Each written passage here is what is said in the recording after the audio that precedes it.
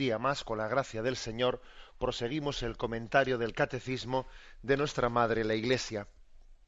Estamos comentando el punto 280 y en él se nos ha introducido en un tema que es apasionante, la relación que existe entre la creación y la encarnación. El hecho de que Dios, cuando creó el mundo, ya tenía proyectado la creación, el envío de su Hijo Jesucristo.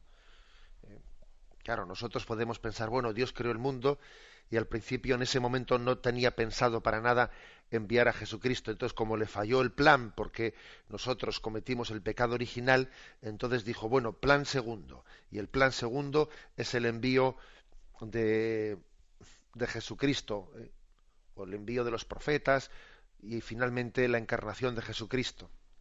El plan primero ha quedado frustrado. Después de la frustración del plan primero, vamos a lanzar una segunda, ¿no? Bien, obviamente es una manera humana de hablar que es equivocada. En Dios que es el Dios eterno, el Dios omnisciente, conocedor de nuestro pasado, presente y futuro, obviamente desde el principio conocía también el designio salvífico, había nacido de él, pues la misma decisión de enviar a su Hijo Jesucristo, conocedor de que nosotros íbamos a utilizar mal nuestra libertad. Es un único plan de salvación. Hay una sola economía de salvación, un único plan de salvación. No son dos planes, aunque sean dos momentos distintos para nosotros. Para iluminar esto se nos refiere a Romanos capítulo 8, versículo del 11 al 23, dice: Pues considero que los sufrimientos de ahora no se pueden comparar con la gloria que un día se nos manifestará, porque la creación expectante está aguardando la manifestación de los hijos de Dios. En efecto, la creación fue sometida a la frustración, no por su voluntad, sino por aquel que la sometió. Con la esperanza de la creación misma sería liberada de la esclavitud de la corrupción para entrar en la gloriosa libertad de los hijos de Dios. Porque sabemos que hasta hoy toda la creación está gimiendo y sufre dolores de parto, y no solo eso, sino que también nosotros, que poseemos las primicias del Espíritu, gemimos en nuestro interior, aguardando la adopción final, la redención de nuestro cuerpo. Romanos capítulo 8, versículos del 18 al 23. Unos versículos que nos están recordando que la creación que ha sido sometida, que ha sido herida en el pecado, está esperando expectante la liberación de su esclavitud. Está esperando a su Redentor, a Jesucristo. Es decir, que Dios nos creó y nos creó libres, pero prolongando ese acto de creación, después Jesucristo se presentó ante nosotros como el libertador de nuestra libertad esclava. Dios nos creó libres, nosotros nos hicimos esclavos y finalmente tuvo que enviarnos a su Hijo Jesucristo para liberar nuestra libertad esclavizada. Y todo ello es un mismo plan de salvación. O sea, Jesucristo ha venido para que podamos ser libres con la libertad de los hijos de Dios. Luego no hay dos planes de salvación. La creación es el inicio de la historia de la salvación. El primer acto de salvación que Dios hizo fue crearnos y más tarde redimirnos. Fijaros, os leo un texto que subraya cómo existe una unidad en todo este plan. Dice, es un texto de un teólogo: el hombre, imagen de Dios, realiza su destino de ser imagen de Dios a lo largo de una secuencia de momentos históricos que son los siguientes. La imagen formada, que es la creación.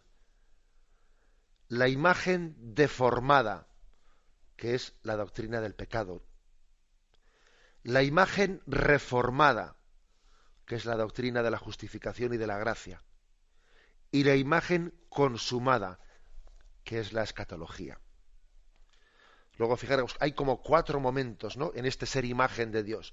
La imagen formada, Dios nos creó. La imagen deformada, por el pecado, pues nos apartamos de Dios. La imagen reformada, que es que Dios nos ha santificado, nos ha redimido.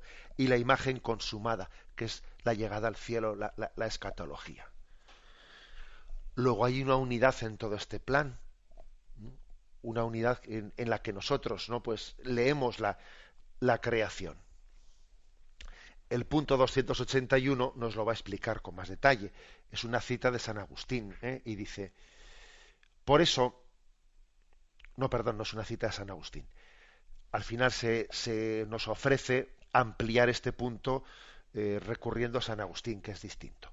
Pero el punto 281 dice, por eso las lecturas de la noche pascual, celebración de la creación nueva en Cristo, comienzan con el relato de la creación. De igual modo, en la liturgia bizantina, el relato de la creación constituye siempre la primera lectura de las vigilias de las grandes fiestas del Señor. Según el testimonio de los antiguos, la instrucción de los catecúmenos para el bautismo sigue el mismo camino. Aquí es donde también San Agustín y Aeteria pues nos hablan de cómo siempre pues en la introducción para el bautismo siempre se comenzaba a partir del relato de la creación. Bueno, si os acordáis de cómo solemos celebrar la liturgia de la vigilia pascual, el sábado santo por la noche, ¿no?, y cuando ya ha oscurecido y nos preparamos para celebrar en esa gran vigilia pascual, la madre de todas las liturgias, la celebración de la resurrección de Jesucristo, pues uno dice, no sé, cuánto nos remontamos, ¿no?, para empezar con el texto del Génesis. La primera lectura que leemos es: al principio Dios creó el mundo. Y dice uno, jolín, qué lejos nos hemos ido para celebrar esta noche la resurrección de Jesucristo. ¿Qué tiene que ver la creación del mundo con que vamos a proclamar esta noche la resurrección de Jesucristo? Bueno, pues aquí el catecismo dice, esto es así en la Iglesia latina, incluso también en la liturgia bizantina, en la liturgia de Oriente, todavía es así, y más todavía, porque siempre que hay una fiesta del Señor, se comienza con el relato de la creación. Con esto, ¿qué es lo que se subraya? Que el designio de salvación es uno. El designio de la salvación es uno. Hemos sido creados en Cristo. ¿Qué quiere decir esto? Que cuando Dios nos creó, Él ya sabía que finalmente iba a enviar a su Hijo como Salvador del mundo. Y por eso nos ha predestinado en Cristo.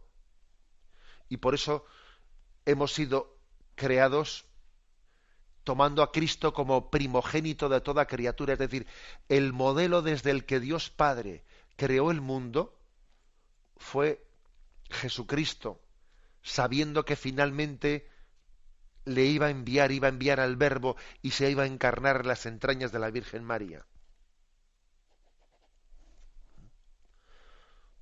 Esto supone meternos en el corazón de Dios y supone decir, mira, Dios es como si hubiese adelantado la gracia de Cristo al primer momento de la creación. De alguna forma, la gracia de Cristo estaba ya desde el primer momento de la creación. Desde luego no en plenitud, porque bien sabemos que después Jesucristo vendrá a decir, bueno, pues todavía no había llegado la gracia hasta que no se realizó en la Pascua, ¿no? En la Pascua la efusión de la gracia, la efusión del Espíritu. Bien, eso es cierto. Pero la creación ya era una creación que tenía a Cristo como modelo. Nosotros hemos sido creados en Cristo, el Padre tomó a Cristo como modelo. Es como ese pintor que a la hora de pintar el cuadro tuvo un modelo. ¿Y cuál fue el modelo que ese gran pintor, ese gran artista tuvo a la hora de llevar a cabo la creación del mundo? El Padre, el Hijo y el Espíritu Santo tuvieron a Jesucristo como ese modelo de la creación, sabiendo en su sabiduría eterna que finalmente Cristo iba a ser como el culmen de la creación.